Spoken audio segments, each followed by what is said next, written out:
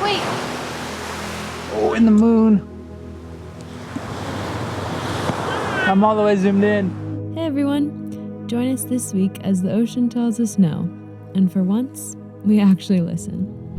Some days you wake up with the plan. You check the weather, pack the gear, and convince yourself that today is going to be the day. For us, today was supposed to be about getting back in the water, chasing fish, exploring the coast, and hopefully bringing home dinner. But the ocean doesn't really care what your plans are. Luckily, the day had something else in store. A local private chef, Sarah, invited me to an incredible farm-to-table dinner celebrating food that was grown, raised, and harvested right here in our community. And one of the dishes being served was the yellowtail I had harvested just a few days earlier. Sometimes the adventure doesn't happen where you expect it to. Am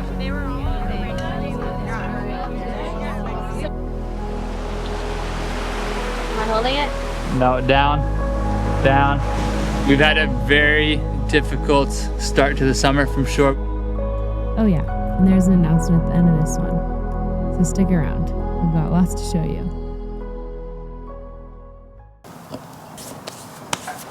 Don't want a mass tan. Okay, let's go. Good morning, everybody. Bit of a late start today. We're going shore diving. Kind of order of operations is we're gonna check a few spots. There's been big swell the last few days, so the visibility is gonna be pretty interesting. Just looked at the chlorophyll levels this morning. They don't look too bad. Grace already in the car. We're just gonna go to spot number 1 right now, get the drone up, and check the visibility. Majority of the time, it looks super bad, and we decide to turn around. But today, we might just chance it.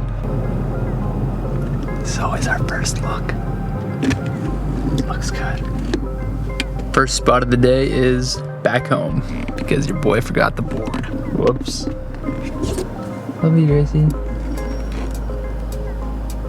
We made it to the first spot, and with a little extra pep in our step, we sent the drone up to do a quick reconnaissance mission. It's not diveable. I know where the kelp is, so there it is. That's not what we want to be seeing. Let me see. Okay. Yeah. We're not even at the spot yet, and it's so murked out. Okay, let's get to that kelp back there. So, because this has happened to us so many times now, we thought it would be best to properly break it down for you, so you don't end up like us running around town for half the day. The biggest factor that we look at is wave energy. Most people only look at swell height, but swell period is just as important. A long period swell carries significantly more energy than a short period swell of the same height. So where does that swell come from? It all comes from wind. Persistent winds blowing over large stretches of open ocean transfer energy into the sea, generating the swells that can travel thousands of miles before reaching your coastline.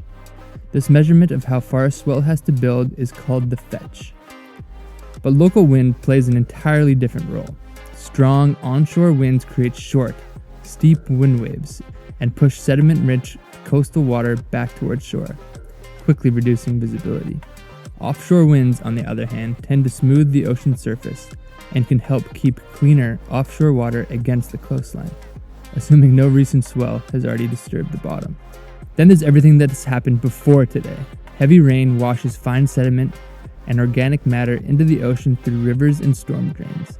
Large tidal exchanges can resuspend bottom sediments in bays and shallow reefs. Even after the wind stops and the swell fades, the water may still need several tidal cycles or even several days to clear. And sometimes the water isn't even dirty at all. It's actually alive, full of life. High chlorophyll concentrations indicates bloom of microscopic phytoplankton, often fueled by nutrient-rich upwelling or freshwater runoff.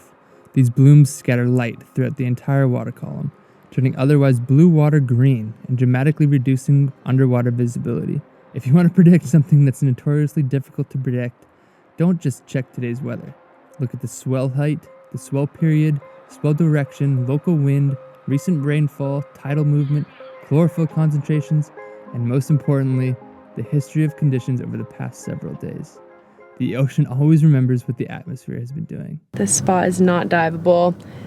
It's kind of the harsh reality of shore diving, especially here in Southern California. We tried our best, but no spearfishing content this week. It's happened to us like 4 or 5 times where we've loaded up all the gear and filmed everything leading up to it, and then unfortunately weather doesn't play ball, but that's the way that she goes. I also have a little woman's dinner that I'm serving the last bit of the yellowtail. Private chef is cooking it up, so super excited, and we'll see you there. Not supposed to say okay. I am on my way to a woman's dinner with my friend Sarah. She is a private chef and she's gonna be cooking up the last bit of the yellowtail. And I'm just so excited to share with all these ladies. I think I'm gonna be talking a little bit just about spearfishing and women doing cool stuff. I don't know, but I will see you there. I don't really know what to expect, but yeah. Here you go, princess. Love you so much. A local private chef named Sarah invited me to an incredible farm-to-table dinner that brought together women from around our community to celebrate food that was grown, raised, and harvested with intention. Thank you so much for coming, so much. Welcome to Good Friends. This is Chefy, Sarah. Hi. She was just touching on community, and that's like my favorite thing about this town. It's so big and yet so small. You know, we have people in all walks of life, but everybody's got like one core thing in common is good times, health, and you know, just being a badass lady. Every ingredient had a story. The vegetables came from local farms, the meat was ethically raised, and one of the main proteins for the night was my yellowtail that I had harvested while freedive spearfishing just off Newport a few days earlier. Being able to contribute to something like this felt really special. This is something we've come to appreciate so much through spearfishing. When you harvest your food, whether it's from the ocean or from a farm, you can't help but respect it differently. You know exactly where it came from. You remember the conditions that day, the work that went into it, and the responsibility that comes with taking a life to feed people. It creates a connection that's really hard to explain until you've experienced it. Watching Sarah transform that yellowtail into something so beautiful was breathtaking. The fish had already been incredible as nigiri and sashimi, but seeing it become part of this thoughtfully prepared meal made us appreciate it in an entirely different way. It felt like every person involved had added their own piece to the story of the meal. And of course, I got to enjoy being on the receiving end of all the work. We started with the fresh salad alongside the yellowtail, and it was one of those dishes where every ingredient tasted like it had been picked that morning. Then came whipped feta and roasted zucchini and turnips, which somehow managed to be both incredibly simple and packed with flavor. After that was a stuffed pepper filled with bison and rice that was unbelievably comforting. Anyone want sauce? Wait, can you say what it is again? Sorry. Okay, we have a stuffed bell pepper with bison and saffron rice with a very slow simmered harissa tomato base sauce. Delicious! Thank you. Then came the perfectly cooked steak. And somehow, even after all of that, there was still room for dessert. Sarah finished the evening with a creme brulee served inside a lemon, and it was one of the most unique desserts I've ever had. Rich, creamy, bright, and somehow not too heavy after such a big meal. It was one of those nights that reminds you food is about so much more than eating. It's about the people who grew it, raised it, harvested it, cooked it, and the conversations that happen when everyone finally sits down around the same table. Sarah, thank you so much for inviting us to be part of something so special. It was such an honor to see my fish become part of an evening that celebrated community, sustainability, and really good food.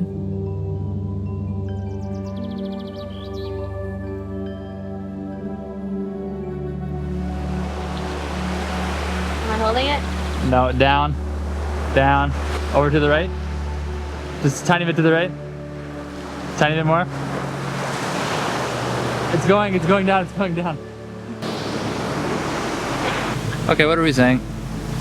We've had a very difficult start to the summer from shore. We've had some success off a boat. but trying to get out from shore has been super difficult.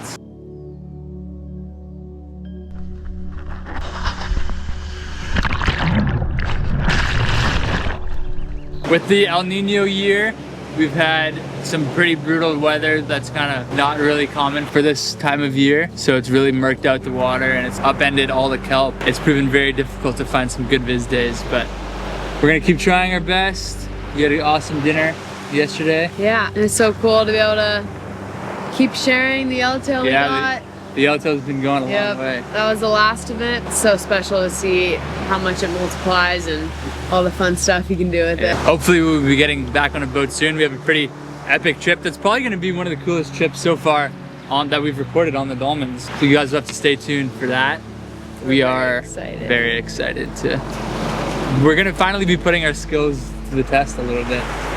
That's all I'm gonna say about it. You have to wait and see. For the sailboat tracker, we have now launched a Patreon, which is kind of like a crowdfunding. So we've had a bunch of people reach out to us offering to give us donations for our boat.